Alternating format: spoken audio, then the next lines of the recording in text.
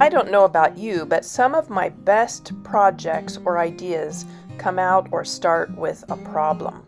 My problem was I couldn't find the large-sized craft beads that I wanted for my crafting projects. I looked through all my craft stashes and decided to use what I already owned. I'm trying to practice sustainability. I love that when my beads are dry, I can decorate them with paints, with IOD transfers and inlays and stamps.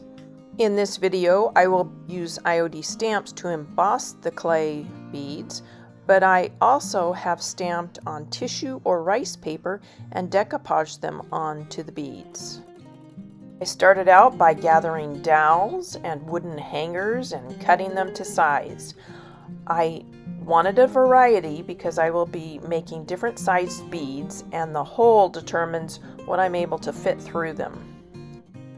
To start my beads, I use basic drywall tape. You can get it at any home improvement store. I've had this one roll of drywall tape for years, and I'm not sure why I hung on to it. I used to use it when I taught elementary school to construct STEM projects, science, math projects. If you don't happen to have drywall tape sitting around your house, look for something else that you could substitute. I choose the dowel that has the diameter of the size of the hole I want for my clay bead. I add some glue, but usually I kind of just add it as I roll up the bead around the dowel. I haven't made these in a while, so you can see I accidentally put glue on the end. You want to get it started before you put the glue down. Also, roll it as tight and even as you can, but don't worry too much about it because it's all going to be covered with clay.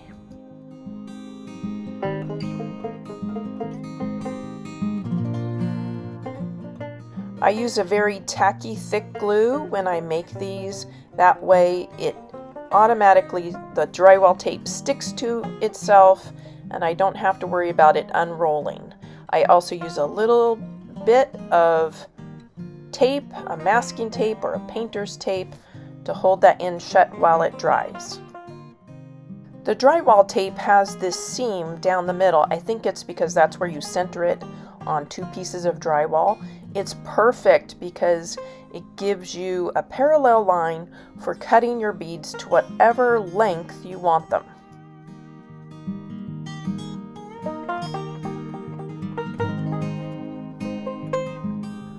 Once my glue has dried, the beads are already very strong. Now it's time to play with clay. When I first started making these beads, I was very exact in the science of how thick I wanted that clay. But in the end, I just roll out the clay now to just a thin layer before I emboss it with my IOD stamps. Here you see I've glued some popsicle sticks together to get the diameter of the clay or the thickness of the clay that I want when I roll it out. I'm using Iron Orchid Designs IOD air dry clay. I grab a little bit from my bag and then put the clay back. I mist it with water so it doesn't dry out. If you've ever made pastry, this process is really similar. I've got my IOD brayer and I'm brushing the stamps and my brayer and my freezer paper. I'm brushing it all with some cornstarch so that it won't stick. Here you can see me using those 3 popsicle sticks glued together to get the thickness of the clay I wanted, but really it's just easier just to roll it out. These still turn out beautiful if you just roll it out and trim it to size and then emboss it with the beautiful IOD decor stamps. The decor stamp I'm using in this example is the Bohemia stamp. To trim my beads, I grab anything with a straight edge. In this example, I'm using my IOD paint blades. I like these because I can actually get them at an angle when I cut them. It just helps when I'm molding the clay around the ends of the beads. In this example, you'll see that I have stamped or embossed the clay before I wrap it around the bead. That's just one way to do it. I will show you my favorite way to do it next, but you'll discover which way works best for you.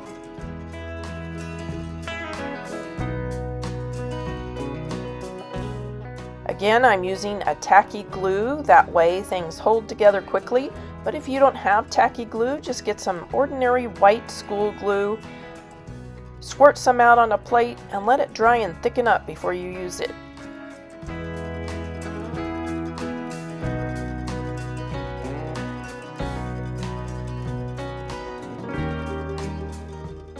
As I'm working, I squirt a little bit of water on my plate, that way I can make a little bit of a slip out of the clay to bind the seams together.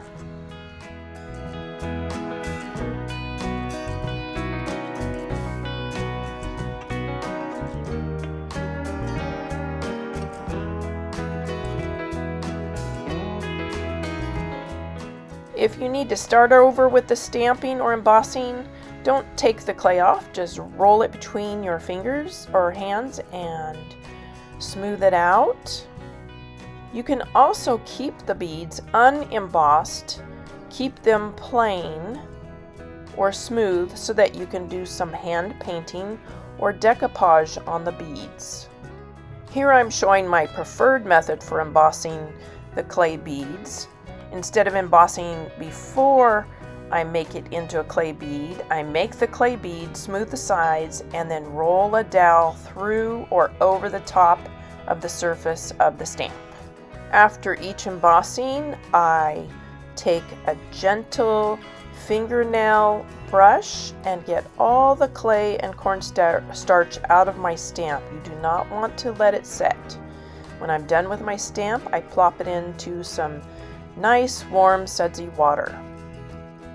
Here's a clay bead I kept with smooth sides, that way I can hand paint, I can decoupage, I can add transfers, whatever I want to the finished product.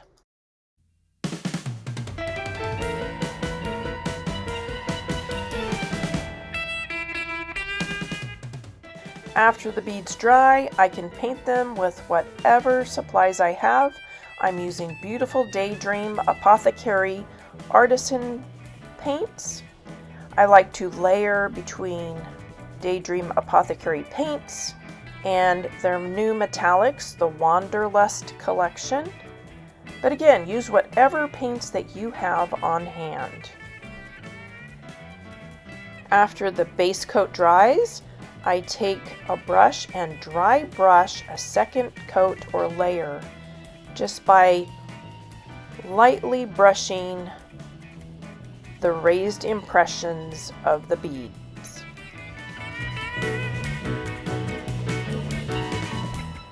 You can seal or finish your beads in matte or glossy. I'm using diamond glaze. I like how shiny the beads become.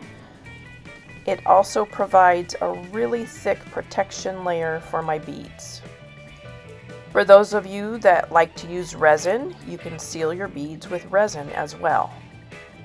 I like this diamond glaze. It's a little bit easier for me to clean up than resin, and I don't have to mix it up. Whatever product you seal your beads with, make sure you read the directions on the label for safety precautions. When my beads are dry, I can pick them up and swipe some sealer into the inside of the beads just to have some added moisture protection for that drywall tape. There are so many ways I have used my handmade embossed clay beads. I use them for tassels, for macrame leather keychains. The list goes on and on. Look around your house and see what supplies you have to create these beautiful boho craft beads. This is Rhonda Church Fenfrock of Fruitful Life Studio. Thanks for watching and happy creating.